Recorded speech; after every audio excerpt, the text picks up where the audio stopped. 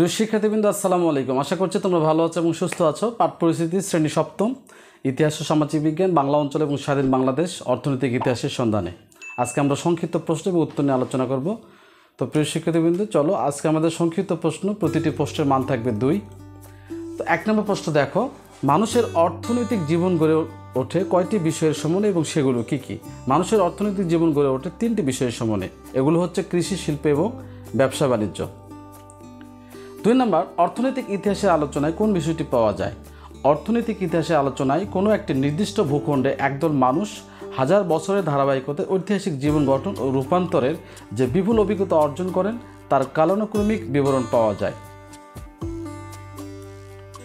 তাহলে প্রাচীনকালে মানুষ কিভাবে জীবনযাপন করত? আজ থেকে হাজার বছর আগে মানুষ চাষাবাদ জানতো না, ঘরবাড়ি নির্মাণ করতেও জানতো না। মানুষ তখন ছোট ছোট দল বা গোত্র গঠন করে একসাথে বসবাস করত। নদী থেকে মাছ, বন জঙ্গল থেকে বিভিন্ন পশু পাখি শিকার এবং ফলমূল সংগ্রহ করে জীবন ধারণ করত। ইতিহাসের দীর্ঘ পথ পরিক্রমায় মানুষ শিকার ও সংগ্রহভিত্তিক অর্থনীতি থেকে কৃষি, শিল্প ও ব্যবসা বাণিজ্যের বিকাশ ঘটায়। 4 নম্বর প্রশ্ন, অর্থনৈতিক ইতিহাস পাঠের প্রয়োজনীয়তা কী? অর্থনৈতিক ইতিহাস পাঠের মাধ্যমে পৃথিবীতে মানুষের টিকে থাকার লড়াই, ধীরে ধীরে যাযাবর জীবন থেকে স্থায়ী বসতি স্থাপন, সভ্যতা নির্মাণ সহ সকল কিছু বর্ণনা করা সম্ভব হয়।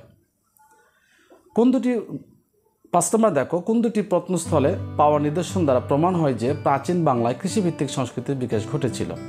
পাণ্ডু রাজা ডিবি ও মহিষদল প্রত্নস্থলে পাওয়া নিদর্শন থেকে প্রমাণিত হয় যে প্রাচীন বাংলায় একটি কৃষিভিত্তিক সংস্কৃতির বিকাশ ঘটেছিল। 6 নম্বর, পাণ্ডু রাজা ডিবি ও মহিষদল প্রত্নস্থলে পাওয়া শস্যাগারের ধ্বংসাবশেষ এবং ধানের দানা দ্বারা কি অনুমান করা যায়? পাণ্ডু রাজা ডিবি ও মহিষদল প্রত্নস্থলে পাওয়া শস্যাগারের ধ্বংসাবশেষ দ্বারা অনুমান করা যায় যে 3,500 বা 4,000 বছর আগেই বাংলার মানুষ ধান জাতীয় শস্যের উৎপাদন প্রক্রিয়া জানত এবং তা সংরক্ষণের জন্য তারা শস্যাগার ব্যবহার করত। 7 নম্বর দেখো, একাদশ শতকের রচনা রামচরিতম কাব্য থেকে প্রাচীন বাংলার কোন বিষয়টি জানা যায়? একাদশ শতকে লেখা রামচরিতম কাব্য থেকে জানা যায় বাংলা অঞ্চলের উত্তর পূর্ব দিকে সেই সময় প্রচুর পরিমাণে কাঁঠাল এবং আখ উৎপাদন হতো। এগুলো প্রাচীনকালের বাংলা অঞ্চলে খুবই গুরুত্বপূর্ণ কৃষিপণ্য ছিল। 8 নম্বর, তাম্রশাসন জারি করা হতো কেন? বাংলা অঞ্চলের রাজা বা শাসকগণ যখন কাউকে কোনো জমি দান করতেন, সেই দানের দলিল হিসেবে একটি তাম্রশাসন জারি করতেন। জমি ক্রয় বিক্রয়ের সময়ও তাম্রশাসন জারি করা হতো। 9 নম্বর, প্রাচীন বাংলার তাম্রশাসন নিয়ে গবেষণা করেছেন এমন 2 জন ইতিহাসের নাম লিখো। প্রাচীন বাংলার তাম্রশাসন নিয়ে গবেষণা করেছেন এমন 2 জন ইতিহাসবিদ হলেন নেহরঞ্জন রায় ও শাহনারা হোসেন। 10 নম্বর, প্রাচীনকাল থেকে বিভিন্ন ধরনের নৌকা মানুষের চলাচল এবং পণ্য পরিবহনের প্রধান মাধ্যম হয়ে উঠেছিল কেন? অসংখ্য নদ নদী, খালবিল এবং জলাভূমিতে পরিপূর্ণ বাংলার মানুষের পক্ষে স্থলপথে যাতায়াতের সুবিধা ছিল খুবই কম। এই কারণে প্রাচীনকাল থেকে বিভিন্ন ধরনের নৌকা বাংলা অঞ্চলে মানুষের চলাচল এবং পণ্য পরিবহনের প্রধান মাধ্যম হয়ে উঠেছিল। 11 নম্বর, কাদেরকে দারুশিল্পী বলা হয়? তাদের কাজ সম্পর্কে লেখো। কাঠ কেটে যারা সুন্দর শিল্প নির্মাণ করেন তাদেরকে বলা হয় দারুশিল্পী। তারা অপূর্ব সুন্দর নকশা এবং গড়নের ধারা অনুসরণ করে কাঠের পালঙ্ক, পিঁড়ি, বাটি, খুঁটি, দরজা সহ নানা জিনিস তৈরি করেন। 12 নম্বর, মানুষ মুদ্রা বা টাকার আবিষ্কার করে কেন?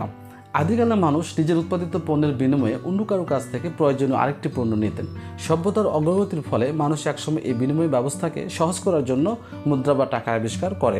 13 নম্বর, মহস্থান ব্রাহ্মী লিপিতে উল্লেখ হওয়া প্রাচীন বাংলায় প্রচলিত 2টি মুদ্রার নাম লিখো। মহস্থান ব্রাহ্মী লিপিতে উল্লেখ হওয়া প্রাচীন বাংলায় প্রচলিত 2টি মুদ্রা হলো গণ্ডক ও কাকিনী। 14 নম্বর, গণ্ডক কি? পরিচয় লিখো। গণ্ডক হচ্ছে প্রাচীন বাংলায় প্রচলিত মুদ্রা। ধারণা করা হয় গণ্ডকা প্রাক সাধারণ অব্দ 3য় শতকের দিকে বাংলার উত্তর পশ্চিম অংশে চালু ছিল। অনেকের মতে গণ্ডক শব্দটি এসেছে কড়ির হিসাব থেকে। এক পশুক মানে 1 গণ্ডা বা 4টি কড়িকে বোঝানো হয়েছে। 15 নম্বর, টাকশাল কি? সেখানে কি করা হতো? মুদ্রা যেখান থেকে জারি বা ছাপা হতো সেটাকে টাকশাল বলা হয়।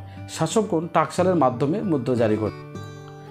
প্রিয় শিক্ষার্থীবৃন্দ, এই ছিল আমাদের আজকের ক্লাস। পরবর্তী ক্লাস দেখার আমন্ত্রণ রইল এই প্রত্যাশায়। সবাই ভালো থাকবে, সুস্থ থাকবে। আসসালামু আলাইকুম।